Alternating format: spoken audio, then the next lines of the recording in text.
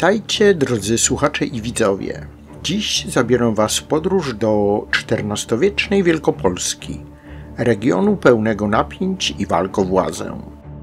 W latach 50. tego burzliwego stulecia dzielnice pogrążyły się w chaosie, a na czele zamieszek stanął Maćko Borkowicz, postać kontrowersyjna, przez jednych uważana za bohatera, przez innych za zdrajcę. Co skłoniło rycerstwo do buntu przeciw Kazimierzowi Wielkiemu? Jak przebiegła konfederacja Borkowica, która rzuciła wyzwanie królewskiej centralizacji? Dlaczego los jej przywódcy okazał się tak tragiczny? Usiądźcie wygodnie, rozpoczynamy podróż w jeden z najbardziej dramatycznych epizodów średniowiecznej Polski. Początek XIV wieku to czas wielkich przemian w Polsce. Kazimierz Wielki, dążąc do zbudowania nowoczesnego państwa, wprowadzał reformy mające na celu centralizację władzy. Jednym z takich posunięć było ustanowienie urzędu starosty generalnego, który miał reprezentować króla w poszczególnych regionach. W Wielkopolsce decyzja ta spotkała się z oporem lokalnej szlachty, przyzwyczajonej do silnej autonomii. W 1348 roku Kazimierz Wielki mianował Maćka Borkowica na stanowisko starosty poznańskiego, a Przedsławia z Głutów na starostę kaliskiego. Jednak podział na dwóch starostów nie przyniósł oczekiwanych rezultatów, co skłoniło króla do zmiany strategii.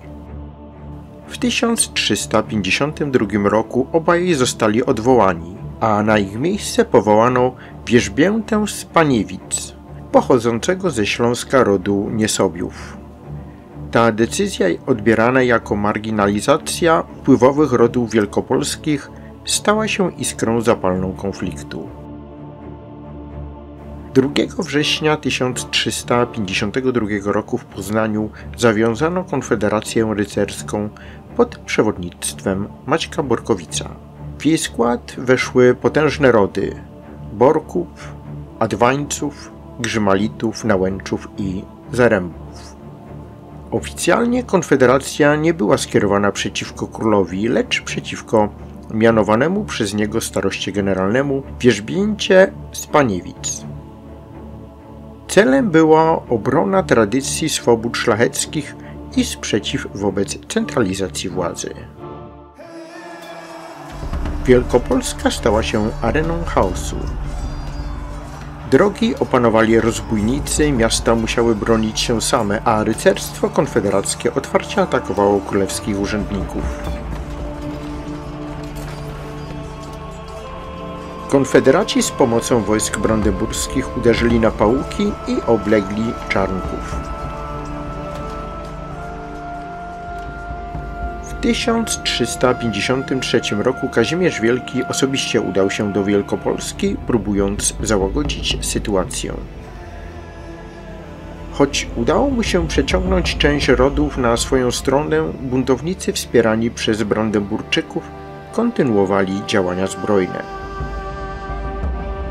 Sytuacja osiągnęła punkt kulminacyjny w 1354 roku, gdy zamordowano wojewodę kaliskiego, Beniamina z rodu Zarębów.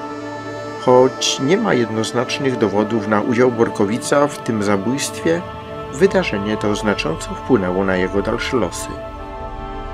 Maćko został skazany na banicję i schronił się na Śląsku. W 1358 roku Borkowic powrócił do kraju i złożył w Sieradzu przysięgę wierności królowi, co formalnie zakończyło działalność konfederacji. Jednak już w 1360 roku ponownie zaangażował się w działania przeciwko królowi. Nie znamy dokładnych przyczyn konfliktu między Kazimierzem Wielkim a Maćkiem Borkowicem, ale jedno jest pewne, rycerz nie przewidział, jak surowy okaże się gniew króla. Według relacji Jana Długosza z Krakowa krążyły plotki, jakoby Borkowic miał dopuścić się skandalicznego romansu z królową Adelaidą Heską. Kazimierz Wielki powierzył mu nadzór nad swoją małżonką oraz ochronę swojej faworyty Esterki. Jednak zamiast wiernie wypełniać królewskie rozkazy, Borkowic miał rzekomo wykorzystać sytuację, by uwieść Adelaidę. Na tym nie poprzestał. Oskarżono go także o defraudację królewskich pieniędzy i dopuszczenie się grabieży na podległych mu terenach. Choć teoria romansu i defraudacji pieniędzy jest tylko w sferze domysłów, kara była realna. Tym razem król nie zamierzał okazywać litości.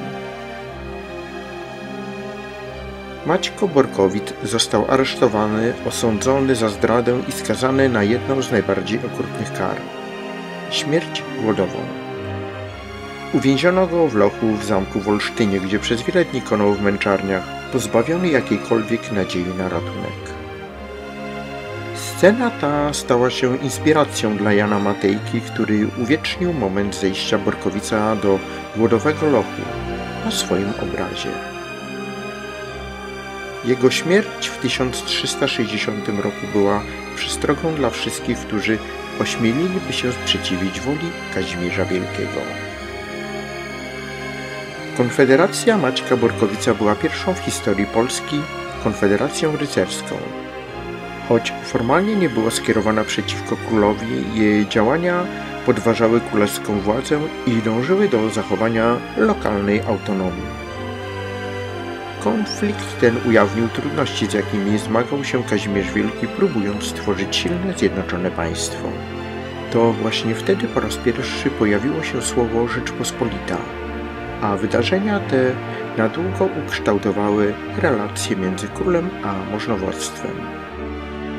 Choć los Borkowica był tragiczny, jego bunt zapisał się na kartach historii jako symbol oporu wobec centralizacji i walki o zachowanie tradycyjnych swobód. Dziękuję, że towarzyszyliście mi w tej podróży do XIV wieku. Jeśli podobał Wam się ten odcinek, podzielcie się swoimi przemyśleniami i napiszcie, o jakich wydarzeniach chcielibyście usłyszeć w przyszłości. Do usłyszenia w kolejnym odcinku.